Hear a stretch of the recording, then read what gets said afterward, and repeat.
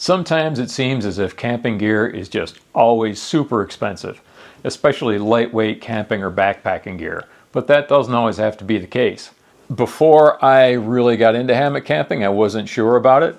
My wife got this for me so I could try it out. This is a $20 hammock. It doesn't have a ridge line, it doesn't have any storage, it's kind of small, but it was way more comfortable than sleeping on the ground. At the time it probably cost $15, now it's $20 on Amazon.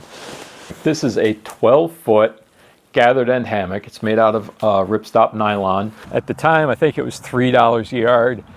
Now you can buy it on sale for $4 a yard, a little less than $4 a yard. The no-seam material probably also cost about $5 a yard. You know, these are Amsteel continual loops.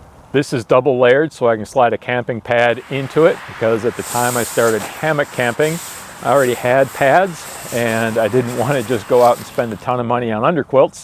Cook kits can get expensive really fast. You start talking about titanium pots, titanium cups, titanium spoon, jet boil type super fast water boiling technology, even these little fuel canisters. They all come at a pretty premium price. And then there's what I usually bring. Start with the outside. This is a Reflectix cozy that goes around the pot that I use. I like to cook and eat out of my pot rather than a bag. So to keep the food hot while it's rehydrating and cooking, I just took a piece of scrap Reflectix and made a cozy. This is my whole cook kit most of the time. I have a washcloth in here that nestles between a Stanley cup and a no-name generic stainless steel cup.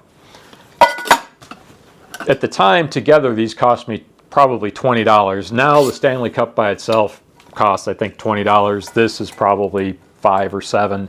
The lid for the Stanley Cup fits on top of that generic cup. Inside the Stanley Cup, I have a piece of carbon felt.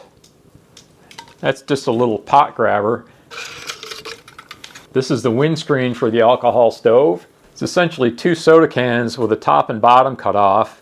I have my lighter. Finally, I have my Fancy Feast cat food can alcohol stove, which I love. The wick material was another piece of carbon felt. Other than the few cents for that little piece of carbon fiber that I use as a wick, this was free. To carry the alcohol, you can get these at just about any pharmacy. This one has a twist top, and this one has a flip top. You can save old bottles. This is a Mountain Suds bottle that I emptied. Here we have a water bottle. This is a 1-liter bottle. It is BPA free and made in the USA, but it also would cost about $15 if you bought it inexpensively from Amazon right now. And it's pretty heavy. I mean, it's solid plastic. It's probably 3 millimeters thick. On the other hand, I've had this for years. This is an iced tea bottle. It doesn't even have a deposit on it. So when it was finished, this was free. Rinsed it out, and now I've carried it for years. The side has these ridges on it, which lock into the shock cord straps on my backpack strap. This is an ideal water bottle for me anyway, and it was free. And it's, as I said, lightweight. Way back in the dark ages, this was how I filtered water. Cost a lot of money. It's very heavy. I think we take for granted today Sawyer squeeze system, the Sawyer Mini, Life Straw, Be Free, and this costs a fraction of what that cost. I also like to carry this little piece of Reflectix as a foot pad, so I put it down on the ground, stand off to one side of it, kick my shoe off, step over there, kick my other shoe off, step onto there. This can also be handy if you're getting a little bit of cold butt syndrome. You can slide it into your hammock or underneath your pad if you're sleeping on the ground to add just a little bit of extra insulation wherever you're getting that cold spot. If you don't have easy access to a piece of house wrap that you can scarf up for free, get one of these plastic picnic tablecloths. They're not super durable, but they will get the job done. I love these. These are wristies. These were free. Again, a couple pieces of scrap fleece that my wife had. She sewed them into a tube. hemmed them, left a little hole there for my thumb. Boop. Excellent for staying warm. Another cheap alternative is to take a pair of hunting socks, synthetic or wool socks, and cut the tip off, cut a hole in the side, and pull those on over your hands. At night, even in summer, it gets cold in the Adirondacks, or cool. So you pop this on, it will really help keep you warm at night or in a cool evening.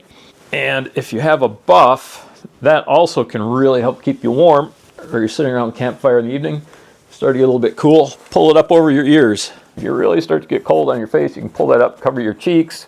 Amazingly versatile and very helpful. Cost next to nothing. My son, using the wherewithal that he had as a young boy, and he got me this. And I was really amazed at how great this little headlamp is. It casts a light that's bright enough to see everything you want to do, prevent you from tripping over something in the dark. It lasts a long time. I've never had it go dead on a camping trip. It probably cost him less than $10 when he bought it. This is the Frog Togs rain suit. I think when I bought it, it was $30. It's probably more now. This also works great as a windbreaker. I'm amazed at how much warmer I am when I put this on. This is about 50 feet of paracord that I found hanging in a tree at a campsite.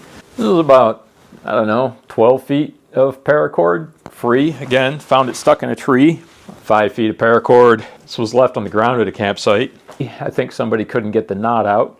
I worked at it for a little while. Free paracord. I know some people just go out in the woods and use sticks. Just about every time I go out camping, I find a tent stake. Lifetime supply of tent stakes. What's your favorite free gear?